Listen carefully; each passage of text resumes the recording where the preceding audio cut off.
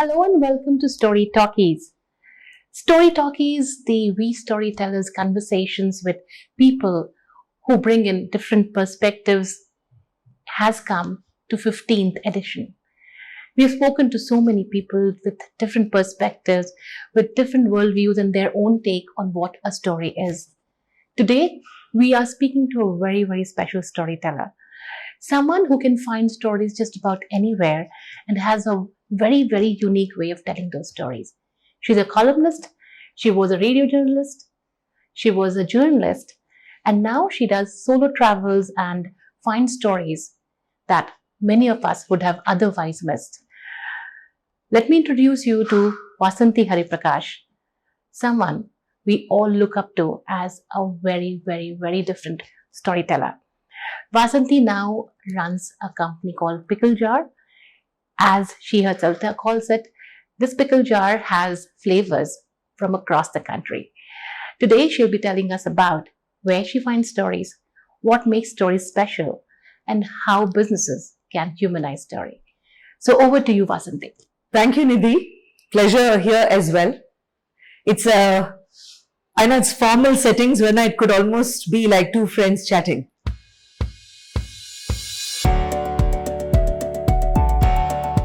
First thing that I want to know from you, and since you have an eye for stories and a ear for stories and a heart for stories, where do you find stories and how do you find stories?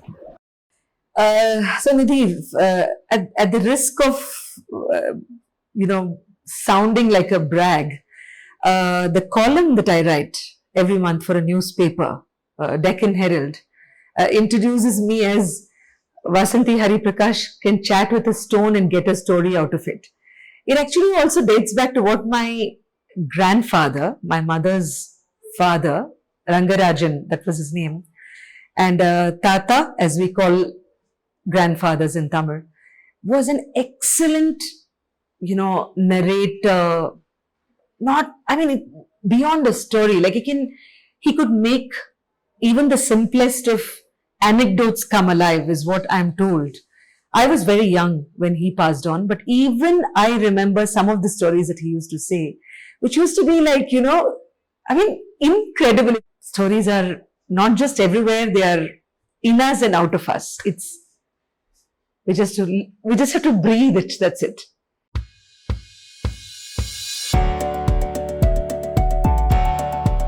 As we say, there's to be a nose for news for a journalist. So, do you also have an eye or a heart? So, do you find stories from eyes or heart? Wow. How do we find a story? So, I think, beautiful question. I've never really gone so much into the process of storytelling, and it has taken me some time to acknowledge. Earlier, when somebody used to say that, my God, I read your Facebook post and it just blew me away, I would always think that, but you know what, this is what I was seeing and I just wrote it. It didn't take any effort. Then slowly you realize that it's a gift given to you, which is why I don't take credit for being a storyteller. It's almost like, let's say somebody is a musician, someone is a great code writer, probably it's in you and it emanates or expresses itself. Now to decodify or just to put it in simple words, jargon वगैरह, you feel that the way you look at it is also a sum total of what you are as a person. And what are you as a person if not your childhood experiences, the community you have been a part of, the training that you have undergone as a journalist, and your own whatever is given in terms of a rationalizing or even expression. So it's really somewhere there. For me, the community is important. When I say community, it's the joint family that I was in. It was this house we grew up in Madras, today's Chennai. It was my grandmother, my aunts doing my choti played and telling me something. There are so many women who are my, as part of the family, which is atte, like bua, who you call in Hindi, your elder cousin. And automatically they are saying their own stories of what the day has been. So it's really difficult to pinpoint how and where what seeps into a system and what becomes a, you are the bearer of a million stories, which only now, past 10 years, are unfolding because there is social media. Otherwise, as a radio jockey whose job was to wake up Bangalore, my whole show on Radio City was called Good Morning Bangalore. So I would get such thrill run down my system saying, with the sky mic and the headphone saying, Namaskara to Bangalore. And when I'm passing by the traffic, I'm not just seeing the traffic signal, but I'm seeing the people who are in the traffic, who are transgender people who are there begging, and I'm saying that, okay, but this should not be happening. There are things that are happening and there is you responding to it. And then sometime these flow through your, not just pen, but probably the cursor, the browser. Something is coming through you as a TV journalist or as somebody who's just doing a video and as a podcast host now. They can be new technologies, new expressions, but the stories are ancient. They have just been in you. And like I said, you are the bearer of those stories, not even the storyteller. If a business is coming to you and talking to you about this, how would you humanize their story? How would you build connections?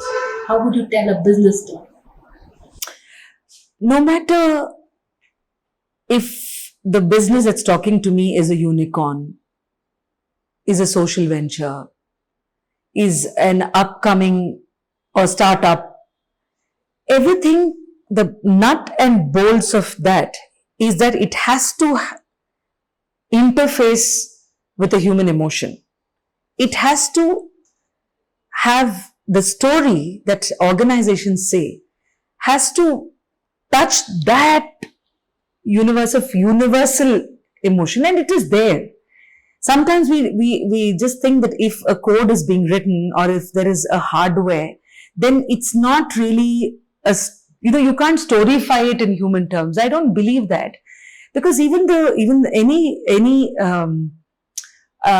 technology or even a product, so to speak, is actually meant to be there for human use. I'll give you an example. I was in Amsterdam, 2015 end, and it was for something which was to do with antibiotics. There is this whole group which by some divine serendipity, I was pulled in to anchor an international symposium for ethno-veterinary medicine to reduce usage of antibiotics. This was the seminar title, I remember. And I land up at this seminar and I see people from across the world, at least 7 countries for sure. And all of them are very serious veterinarians and, scientists and this thing. And every term in that was screaming biology or, in the life sciences space. And I'm just thinking to myself, saying that this is the first time I've come across this, and I found that there was a whole presentation on the 7th month pregnancy of a cow, and people are trying to, talk about antibiotics and life-saving medicines that can be given to this cow for easy. I'm like, this is a world totally different than mine, and I found myself taking furious notes. At the end of it, they really thought that I'm from the university myself. People were. And then this Dr. Katrine from the Netherlands, she said, "Where do you work, Vasanthi? Are you from this space?" And I said, "I wish. The first time I'm hearing all these, but I'm fascinated." And ultimately, they took me to Amsterdam to anchor a worldwide this thing. And I took a session on storytelling. Coming back to your question, this is where it ties, saying there were all these people who were great at their work, who probably held patents for many of these discoveries, but could not tell their stories, or at least were struggling in that space. And all I did was I took up almost a 3-hour session at their behest. And I was trying to tell them that, how do you simplify this? Because ultimately, even if you're talking about molecules, antibiotics, and so-called huge, Staphylococcus and all these life forms who are mysterious to us, What are they doing? But they are making sure that they are making the milk that we consume safe.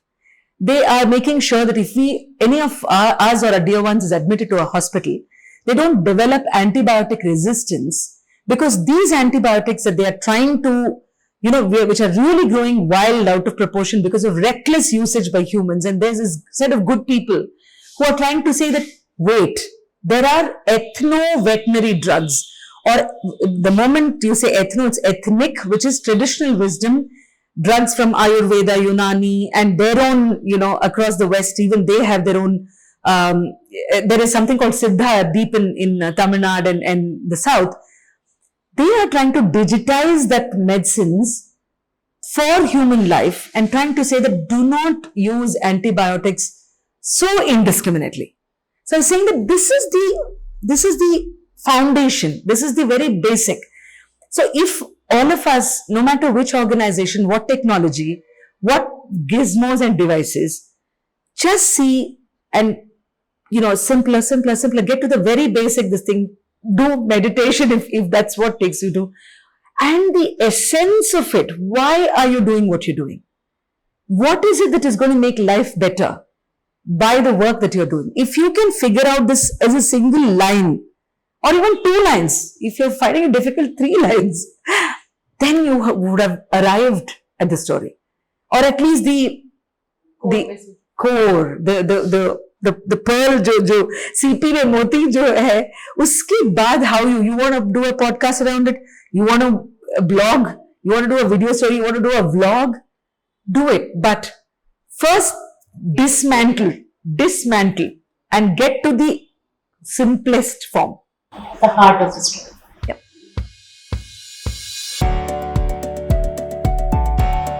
Finally, I want to know from you, and this is basically for the benefit for all the people who are listening to us, if you can give certain input, certain cheat sheet of the show. So, if someone has to do a story, and form agnostic, it could be in any form, like visual, written.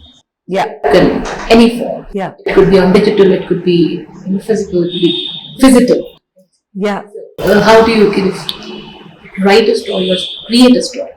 The cheat sheet would probably, even as I speak, have about 3 elements. One is probably, what is your business, your organization, your technology, your product? As you see it. I mean, I'm saying the first step can still be what you're telling the world in probably high, lofty words. Fair enough. Write it down. Then, when you want to say a story about it, the next line I would say is, who is your buyer, reader, user, or the one for whom you are creating this? Write that person or that set of people. Now, if you are really somebody, you're writing it for someone with visual impairment, then fair enough. You're creating something in Braille which is going to be, but write that down as to who you are doing all this for. If it's your business or if it's your calling, then write that. Now the third step is that the moment you have written that, now if you are doing this for a set of people who are facing certain challenges for whom you're doing that, let's say homemakers, people with autism, then the third set is you further crystallize it or further focus it to an example of or a case study or a person.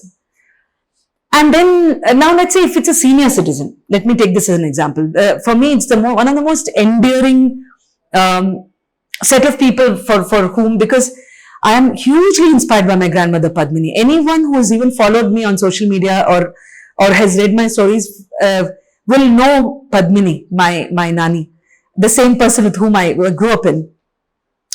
And to give a quick example, electricity, if I were to say to a class of students, saying, when did electricity first come to India? Then you can probably look it up online and say, 1910, Bangalore apparently had its electrification. Many, many more parts of the country might have had it at different times. My grandmother in her house remembers 1936. And I remember I spoke to her and made a post out of this, which turned out to be a story in itself, whereas it could just have been a technical thing of, okay, electricity came to India. Because we were sitting in the midst of a power cut in my house. She was visiting me in Bangalore back in the day. She was 92 at that time. And I just lit up a lamp, a diya, which in our house, which we call vilak. I was saying, Patti, when was the time was there a time in your life when there was no electricity? She said, yes, we didn't have electricity. And then when she was making those wicks for the diya, and she was saying about how her youngest brother, whom they called Babu at the time, what excitement, like everybody said, what? Like all the time we can actually have, it's almost like a lit belaku, as we call it in Kannada, all the time. Like, how does this work? Fan was still far away. And then I ended it with saying that today when we take it so much for granted, we walk out of a room with a fan on, cooler on, without a second thought of how this can be. Tracing it back to that magic called electricity, which truly lit up lives, was seeing it through the eyes of this girl who is now 92, saying that they didn't have to light a lamp to read from their school, which their father used to send them to. So the final step, therefore, I feel, is to see it, and this is also tying it up to what I used to be told at a radio station when my then boss had said that, imagine it as one person listening to your show, because how am I to make sense of who is listening? Who am I telling the story to? Because I would say differently if it was a child. All of us would say, you know what? Automatically our body language changes. The words we use changes. It becomes simpler. As opposed to me sitting smart in this so-called corporate meeting saying, today I shall explain how this is storified. The person who you say it to is the one who is defining and deciding your story for you. You are not so much the decision maker as much as it is the person opposite or the one who you're doing this for. The moment you humanize it, further, shortlist it and make it to one person, and then you take that person as an example and take one from slice of her life, his life, then you would have arrived at that story. I think this for me is the construct of the cheat sheet, if it's making sense. Thank you so much, Vasanthi. It has been a pleasure speaking to you. So as you would have all seen, heard, experienced, stories come from heart and stories connect to human emotions. Be it a business story, be it a story of an endeavor, be it a story of a unicorn, be it a story of social enterprise, as Vasanthi puts it, it must connect from one person to the other. A very strong message that we found in this edition of Story Talkies. I'm sure you would have enjoyed listening to it, watching it. Please do follow us and keep watching Story Talkies. Till next time.